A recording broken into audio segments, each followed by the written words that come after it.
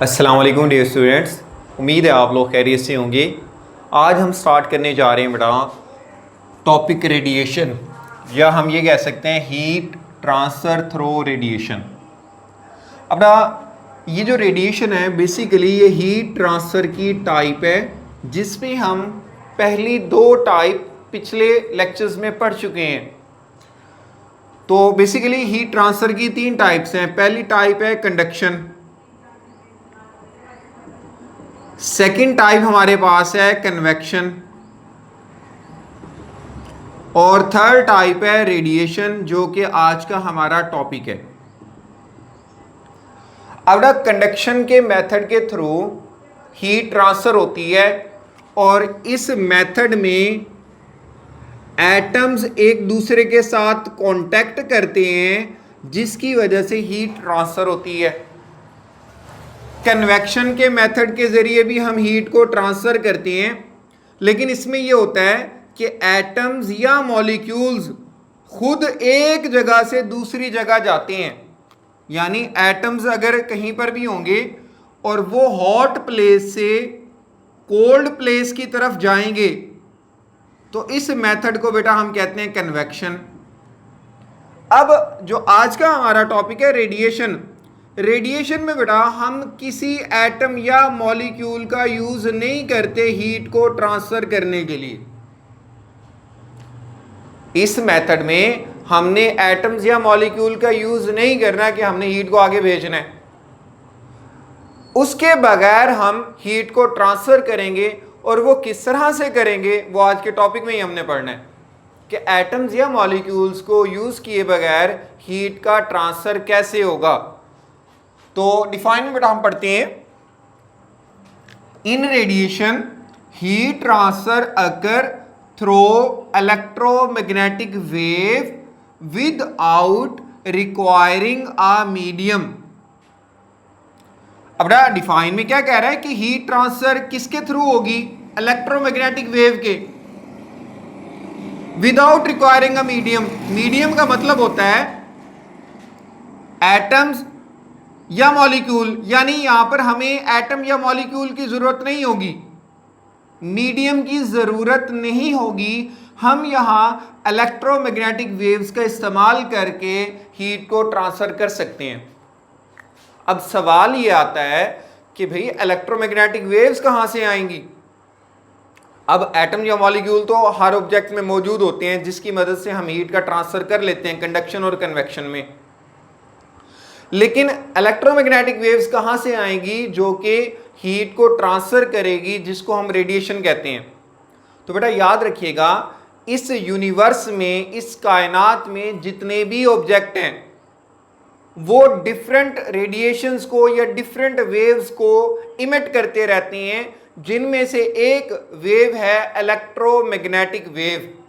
तो ये चीज अपने माइंड में रखिएगा कि इलेक्ट्रोमैग्नेटिक वेव्स हर बॉडी से इमिट होती हैं, और उन्हीं इलेक्ट्रोमैग्नेटिक वेव्स का इस्तेमाल करके हम हीट का ट्रांसफ़र करते हैं, और उस ट्रांसफ़र ऑफ हीट को हम रेडिएशन कहते हैं। तो डिफाइन बेटा सिंपल आपने बता देनी है, in radiation heat transfer occur through electromagnetic wave without requiring a medium. अब नेक्स्ट एग्जाम्पल के थ्रू इसी बात को हमने एक्सप्लेन करना है। तो बुक में येलो बॉक्स में ये डिफाइन लिखी हुई है, और इस डिफाइन के ऊपर एक पैराग्राफ है जिस पर आप ये क्वेश्चन बना लोगे शॉर्ट क्वेश्चन के लिए। How heat transfer from sun to earth surface. ये क्वेश्चन बेटा आपने लिख लेना है। ये मैं आपको दिखा देता हूं बुक में, ये आपको नजर आ रहा होगा, ये डिफाइन है रेडिएशन की। इस डिफाइन के ऊपर ये पैराग्राफ है, इस पैराग्राफ पर आपने ये क्वेश्चन बनाना है। अच्छा, अब क्वेश्चन ये है कि सन से जो हीट है वो अर्थ की सरफेस तक कैसे ट्रांसफर होती है। तो अब यहां पर बेटा ये मैंने डायग्राम बनाई है, जिसमें ये सन, नीचे बेटा हमारे पास है अर्थ सरफेस। अच्छा, अब आपको ये भी पता है बेटा कि सन और अर्थ के दरमियान स्पेस भी आती है। इस स्पेस को हम वैक्यूम कहते हैं।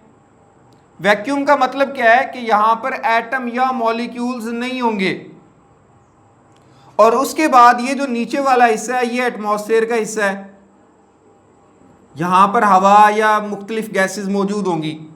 लेकिन सन के बाद एक ऐसा पोर्शन आता है जहाँ पर हमारे पास कोई एटम या मॉलिक्यूल नहीं होता, इसको हम वैक्यूम भी कहते हैं।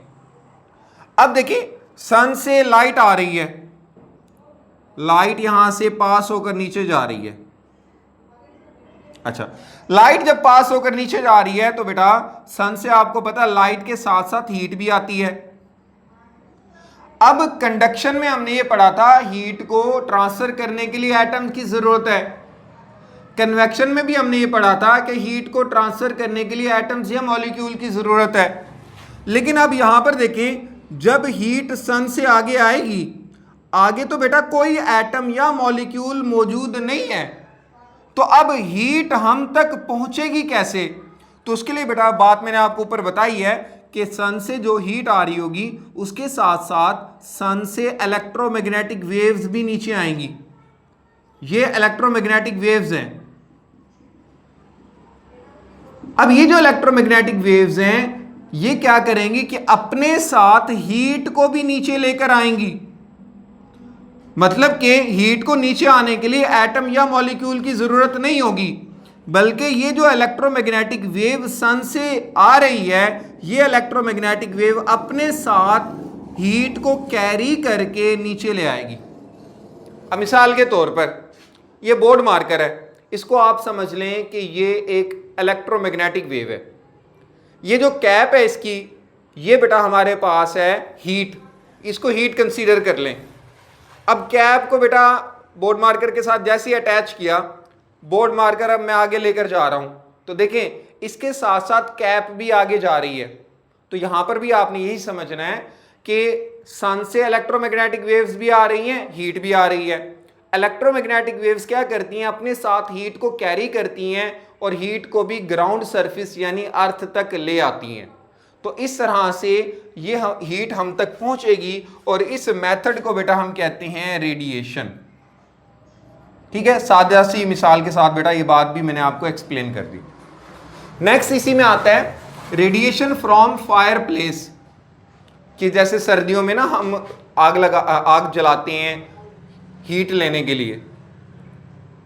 हमने आग जलाई, आग जलाने पर अब बेटा आपको पता है कि जब फायर प्लेस होगी तो इस फायर के ऊपर वाली हवा तो गर्म हो जाएगी, यहां तो हीट आ जाएगी कन्वेक्शन के थ्रू। लेकिन अगर कोई पर्सन इस फायर प्लेस के साथ बैठा होगा तो उस तक हीट कैसे आएगी? क्योंकि बेटा जब भी हम फायर प्लेस लगाएंगे, फायर प्लेस के लगाने पर हवा गर्म होगी और हवा तो ऊपर चली जाएगी। लेकिन आपने ये नोट किया होगा कि जो पर्सन साथ बैठा होता है उसको भी गर्म या हीट मिल रही होती है, यानी उस तक भी हीट पहुंच रही होती है। अब साथ वाले पर्सन के पास हीट कैसे आएगी? तो उसके लिए बेटा बात वही है कि फायर प्लेस से भी इलेक्ट्रोमैग्नेटिक वेव्स बाहर आ रही होंगी। ये जो इलेक्ट्रोमैग्नेटिक वेव्स हैं फायर प्लेस से हीट को अपने साथ लेकर आएंगी। ये हीट साथ में मौजूद उस पर्सन तक पहुंचेगी इलेक्ट्रोमैग्नेटिक वेव्स के थ्रू, और ये हीट पहुंचने का जो मेथड है, ट्रांसफर होने का जो मेथड है, इसको हम रेडिएशन कहते हैं। ठीक है, तो आपने याद रखना है कि हम रूम में हीटर जब लगा लेते हैं, हीटर के करीब आप जाते हैं ना तो आपको गर्माइश या हीट मिल रही होती है। अब वो हीट आप तक कैसे पहुंच रही है कि उस हीटर से इलेक्ट्रोमैग्नेटिक वेव्स बाहर आ रही हैं जो हीट को कैरी करके आप तक पहुंचाती हैं, और हीट के इस ट्रांसफर के मेथड को हम रेडिएशन कहते हैं। नेक्स्ट बेटा आपने बताना है on what factors emitted radiation depends, कि जो रेडिएशन है या ये जो हीट बाहर आ रही है इमिटेड रेडिएशन, ये किन फैक्टर्स पर डिपेंड करती है? ये अलग से बेटा शॉर्ट क्वेश्चन है। तो इसमें आपने 3 पॉइंट याद रखने हैं, colour and texture of surface, कि जहां से हीट आ रही है उस ऑब्जेक्ट का कलर क्या है। अब ना अगर कलर होगा डार्क तो वहां से हीट आपको ज्यादा मिलेगी, अगर कलर वाइट होगा तो वहां से हीट आपको कम मिलेगी। यानी जो इमिटेड रेडिएशन है वो कलर पर डिपेंड करती हैं। टेक्सचर ऑफ सरफेस, उस सरफेस की साख्त कैसी है, टेक्सचर कैसा है, तो इमिटेड रेडिएशन उस पर भी डिपेंड करती है। सेकंड चीज है टेम्परेचर। अब जाहिर सी बात है टेम्परेचर ज्यादा होगा रेडिएशन या हीट हमें ज्यादा मिलेगी, टेम्परेचर अगर कम होगा तो रेडिएशन या हीट हमें कम मिलेगी। और थर्ड है सरफेस एरिया। एरिया जितना ज्यादा होगा हीट उतनी ज्यादा मिलेगी, एरिया जितना कम होगा हीट उतनी कम मिलेगी। नेक्स्ट बेटा फिर इसमें क्वेश्चन आता है, दो क्वेश्चन आते हैं। Why object cool over time, why object warm over time. Book में इस क्वेश्चन के साथ दूसरा क्वेश्चन भी दिया हुआ है, उसने इसी टॉपिक में दिया हुआ है question. Y does a hot cup of T cool over time. कहने का मतलब ये है कि किसी भी गर्म ऑब्जेक्ट को अगर आप कमरे में रख दें कुछ देर के बाद वो ठंडा हो जाता है। इसी तरह से वो कह रहा है कि चाय का कप है, इसको आप कमरे में रख दें, गर्म चाय के कप को, तो हमने नोट किया गर्म चाय का कप काफी देर तक अगर कमरे में पड़ा रहे, रूम में पड़ा रहे, तो वो ठंडा हो जाता है। अब इसकी रीजन हमने बतानी है कि Y does a hot cup of T cool over time, कि चाय का गर्म कप थोड़ी देर के बाद या कुछ टाइम के बाद ठंडा क्यों हो जाता है। तो उसके लिए बेटा हमने कंसीडर किया ये रूम, इस रूम में हमने चाय के गर्म कप को प्लेस कर दिया। अब फॉर एग्जांपल रूम का टेम्परेचर है 27 सेल्सियस और चाय के कप का टेम्परेचर है 50 सेल्सियस। अब ना हम पिछले टॉपिक्स में पढ़ चुके हैं कि हीट जो होती है वो हमेशा हाई टेम्परेचर से लो टेम्परेचर की तरफ ट्रांसफर होती है। अब चाय का टेम्परेचर ज्यादा है, रूम का टेम्परेचर कम है, तो चाय से आने वाली जो हीट होगी वो रूम में ट्रांसफर हो जाएगी, क्योंकि हीट हमेशा हॉट प्लेस से कोल्ड प्लेस की तरफ जाती है। तो चाय के कप की हीट रूम में जब जाएगी तो इस हीट के जाने की वजह से चाय के कप का टेम्परेचर कम होता जाएगा और चाय के कप की हीट तब तक रूम में जाती रहेगी जब तक चाय के कप का टेम्परेचर 27 ना हो जाए। जब रूम का और चाय के कप का टेम्परेचर इक्वल होगा फिर हीट का ट्रांसफर नहीं होगा। अदरवाइज अगर चाय के कप का टेम्परेचर ज्यादा है तो हीट ट्रांसफर होती रहेगी और जब हीट ट्रांसफर होगी जाहिर सी बात है चाय का कप जो होगा वो ठंडा हो जाएगा, कूल हो जाएगा। तो आपने बताना है कि हमेशा एक तो हीट हॉट प्लेस से कोल्ड प्लेस की तरफ जाती है, या आप यूं कह सकते हैं जहां का टेम्परेचर ज्यादा होगा वहां से हीट लो टेम्परेचर वाली जगह पर जाएगी। तो हीट जब एक हॉट जगह से कम टेम्परेचर वाली जगह पर जाएगी तो वो ऑब्जेक्ट ठंडा हो जाएगा। इसी तरह से दूसरा क्वेश्चन है why object warm over time, कि ऑब्जेक्ट टाइम के साथ साथ गर्म क्यों हो जाता है। या why does a cold glass of water warm over time, कि हमारे पास एक ठंडे पानी का ग्लास है, उसको हमने कमरे में रख दिया ठंडे पानी को, कुछ देर के बाद बेटा हम देखते हैं कि वो पानी जो है वो गर्म हो जाता है। अब उसकी रीजन क्या है, तो उसके लिए भी बेटा हमने यहां पर ये डायग्राम बनाई है, ये बॉक्स को रूम कंसीडर किया है, ये ठंडे पानी का ग्लास है, इसमें ठंडा पानी है, कोल्ड वाटर है। अब इस वाटर का जो टेम्परेचर है फॉर एग्जांपल है 15 सेल्सियस, रूम का टेम्परेचर है 27 सेल्सियस। अभी मैंने आपको बताया है कि हीट हमेशा हाई टेम्परेचर वाली प्लेस से लो टेम्परेचर की तरफ ट्रांसफर होगी। अब सराउंडिंग का टेम्परेचर ज्यादा है तो अब रूम से हीट ट्रांसफर होगी कोल्ड ग्लास ऑफ वाटर में, और ये हीट तब तक ट्रांसफर होती रहेगी जब तक ग्लास का टेम्परेचर 27 ना हो जाए। अब जब हीट ग्लास में आएगी तो ये जो ग्लास होगा ये वार्म हो जाएगा, इसमें मौजूद पानी गर्म हो जाएगा। तो इसी वजह से हम ठंडी चीज़ों को अगर रूम में रखते हैं तो वो गर्म हो जाती हैं और गर्म चीज़ों को जब हम रूम में रखते हैं तो वो ठंडी हो जाती हैं।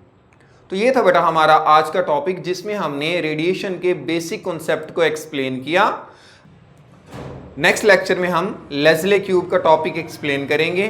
तब तक के लिए बेटा अल्लाह हाफिज़।